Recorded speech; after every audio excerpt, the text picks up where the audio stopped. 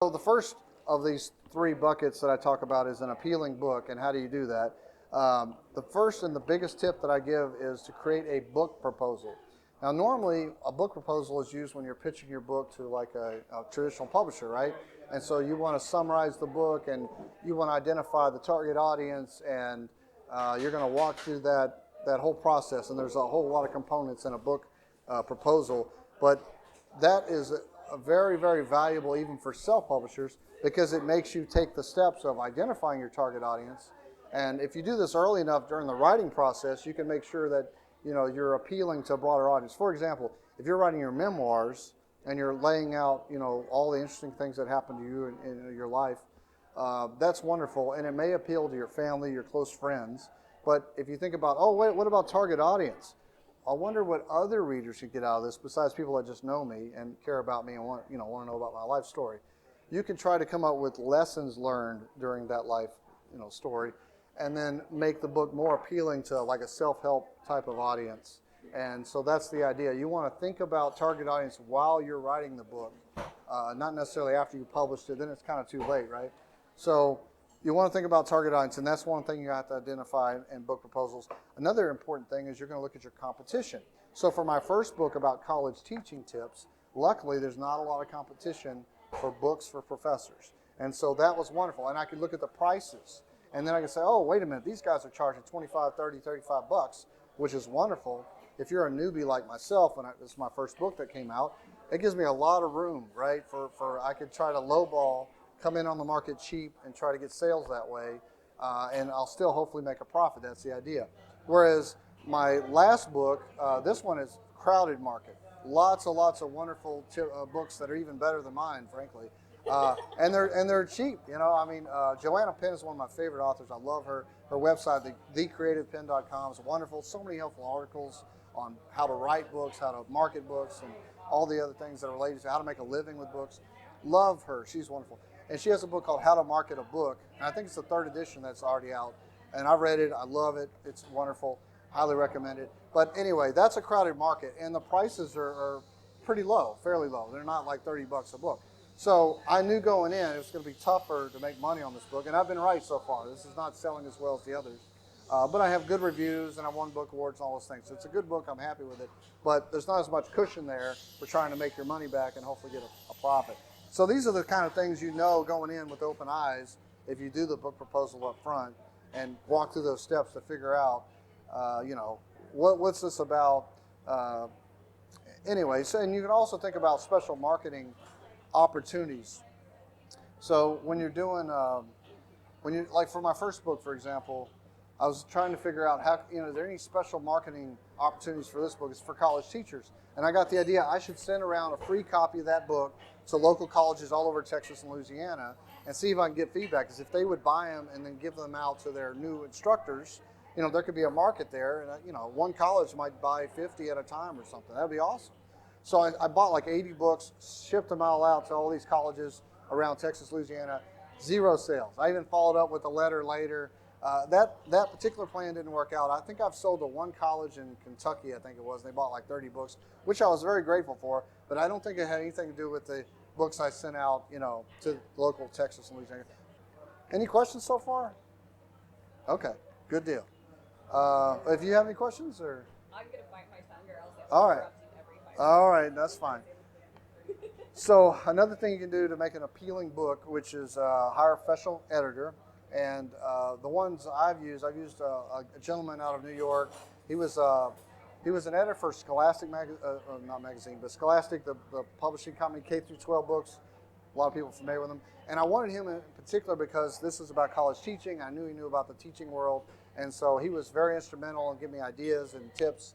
And I'm really glad I used him. He was a little pricey, closer to 4 cents a word, but he was negotiable. And so if you're hiring a copy editor, one thing I recommend is negotiate, find prices, and then some will work with you. Like I narrowed it down to Jeff Smith, who was my editor from New York for this book, and another lady who I was really impressed with. And her pricing was like closer to 3 cents. But at the end of the day, I ended up choosing him, and here's why. His price included as many rounds of edits as it takes until I'm happy. The other lady, who's only going to charge 3 cents a word, she would do one round only, and then give you up to 1 hour of her time for questions or follow-up. And then after that, it was an hourly fee, like $75 an hour. I liked Jeff Smith's approach. I pay one fee, I'm done, and go back and forth. And so that's what I did. I went through 8 rounds of copy edits with that gentleman. Like he would edit it, I would mark it up, send it back. That's 1 round. And then he would edit it, and I would mark it up. And I did this. I work full time during the day. This is, writing is a passion. It's a part time, like a lot of people do. And so I did this over a 3-week span, working full time. I'd go home at night and read all night and mark it up, and it was intense. But it's so much better product. I can't tell you how much better. It was amazing the difference he made. And it wasn't just little typos. It was the word. It was repetition. I use a lot of humor in my classes, the night class I teach, to keep people awake, keep them engaged. And I use the word laugh like 100 times or whatever. I didn't even realize it. So I had to come up with another phrase, other ways to say something was funny or entertaining or engaging, And so that was just one little tidbit. Another thing he looks for is, I guess, trigger words is maybe the right way to say it.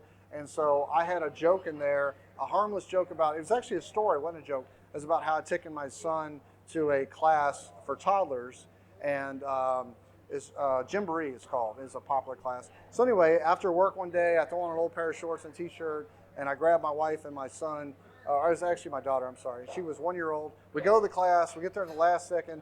I'm sitting Indian style, which is the popular term I grew up with, but my editor caught it and said, oh, you can't say that. You might offend some readers, which I don't intentionally want to do. So we changed it to say I sat cross-legged.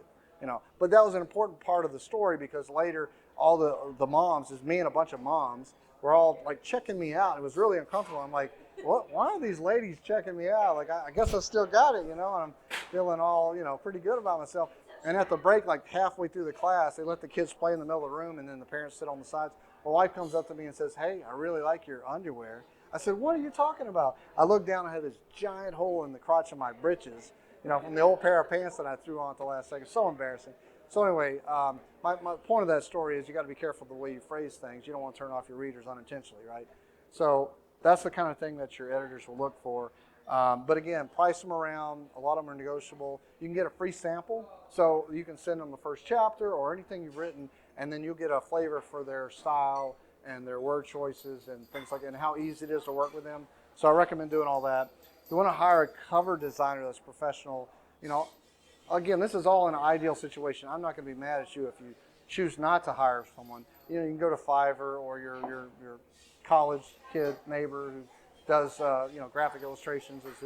There's nothing wrong with that, but ideally you'd like a professional who, especially someone who does cover designs in your genre, because they're looking for something that looks and feels a lot like your competition. You don't want it to look very strange and unusual, because people won't key in to, oh, that's this genre.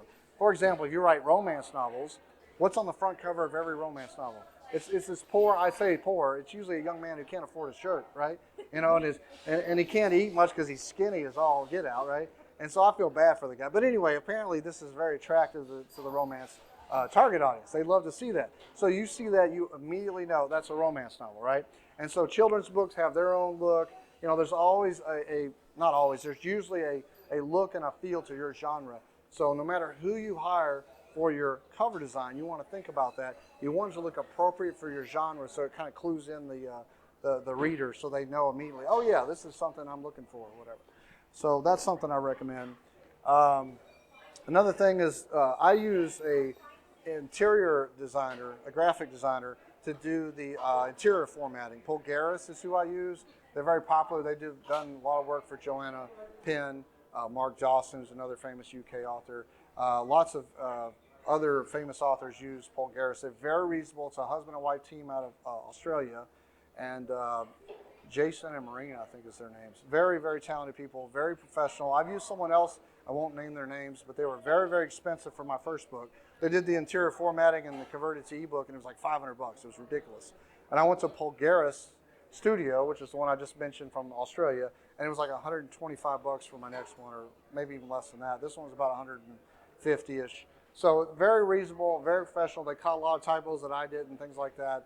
Very happy with them, and I'll continue to use them for all my books. So I recommend using a professional. Some people want to do the interior formatting themselves or the ebook conversion themselves, especially if they have Scrivener or the certain programs will automatically convert it to ebook. But it's such a reasonable cost, I don't mind going to Figueres and spending that to make it look professional. So anyway, that's kind of the tip for book proposal. Just go through and do whatever it takes to complete the book proposal, even if you're going to self-publish, because it makes you identify all these things that we talked about to make a most appealing book possible. And if you don't know how to do a book proposal, I have an example in the back of my book, and also there's a wonderful guide that I use to help me learn.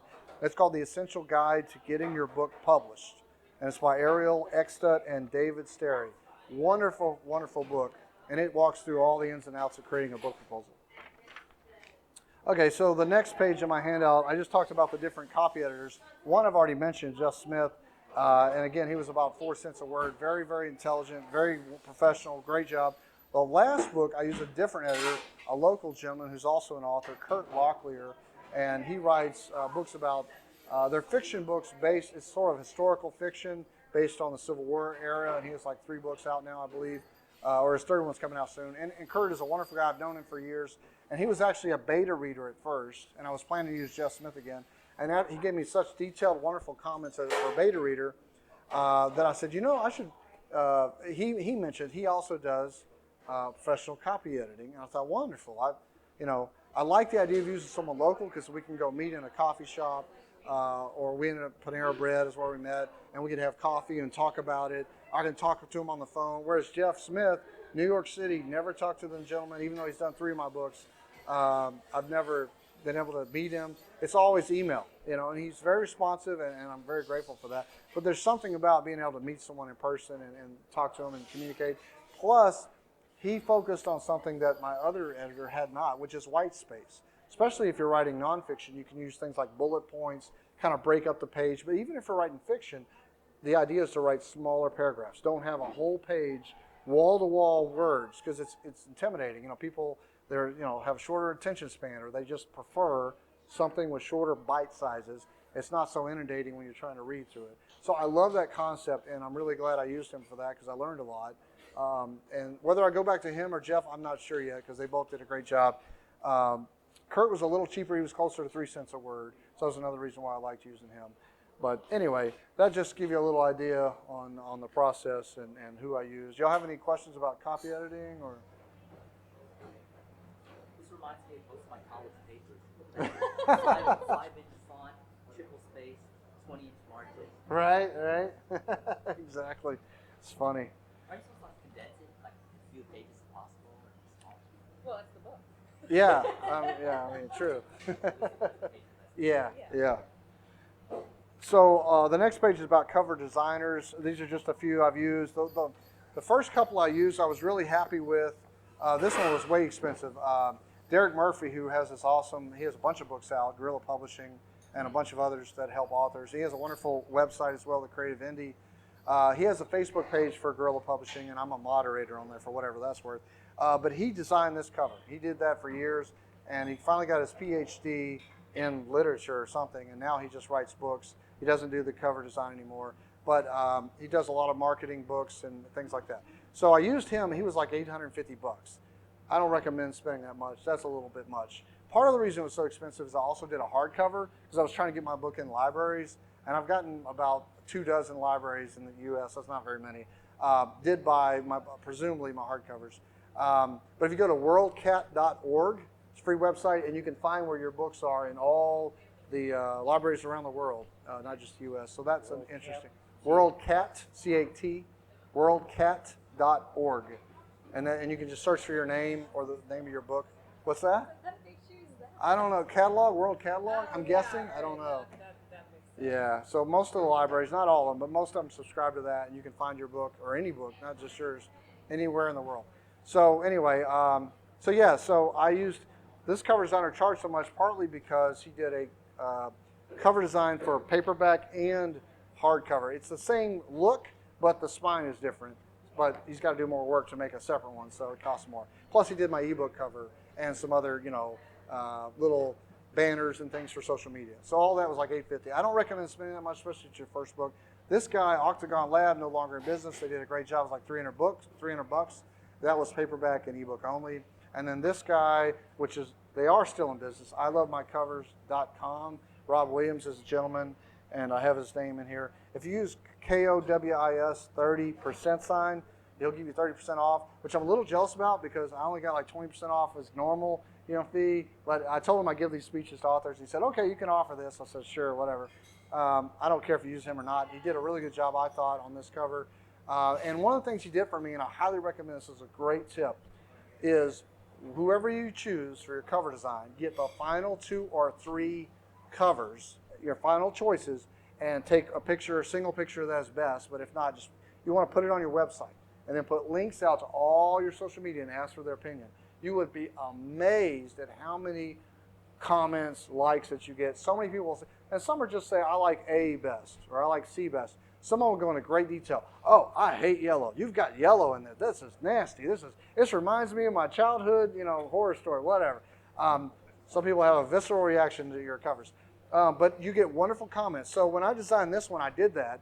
I did the first round, and I got like about 400 votes, actual votes, not just a like sign, but people would tell me, and some of them had Y, and some didn't. But the initial round, because I did 2 rounds of that, because I got so much comments, it looked a lot like this, but behind this title, there was a bunch of books, and it was too busy. And people said, you should take that out and make it look like down here, and then it would look better. And so I did that, and on the second round, and again, Rob Williamson, this ILoveMyCover.com, he did another round, and I put it out there. I got like 450 votes the second round. It was over about a week and a half. But again, a lot of web traffic too. And people go to your website to check out the cover. Sometimes they'll stick around, look at your other books. So I highly recommend doing that little tip. Doesn't cost you anything, just a little bit of time. And sometimes the cover designer will do it for free, just put those together in one page, and sometimes they won't. But anyway, that's just something I recommend. And so look for a cover designer, this is my opinion, who does covers in your genre. That's the most important thing. And so you'll look on their website, they usually have a portfolio, but you want somebody that has done the work in your genre, and so they know what it should look like, and it's professional, etc. One thing you can look at, there's a free book cover contest once a month. It's called thebookdesigner.com. I'm pretty sure that's the website. And so I entered all my books in that, and this one it didn't win the nonfiction, but it got one of the few honorable mentions. So there might be 50 books entered, and there's 2 or 3 honorable mentions that get a star, and then there's 1 winner. This one got an honorable mention. I entered the other 2, and I didn't get any of that. They didn't hate my covers. They just didn't give me any recognition and say it's good. So this one, I'm real proud of that. And then I let this cover design know, hey, I entered it, and you won. So I gave him a little symbol, and he puts it on his website. So it's kind of a win-win. He likes it. I get a little bit of publicity out of it, too.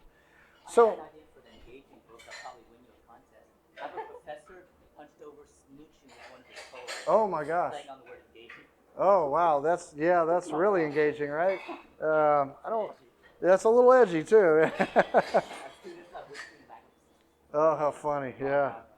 That's funny. Wrong genre. There you go. The professor would have to have their shirt on. Poor professor. Yeah, exactly. Right. Yeah, exactly.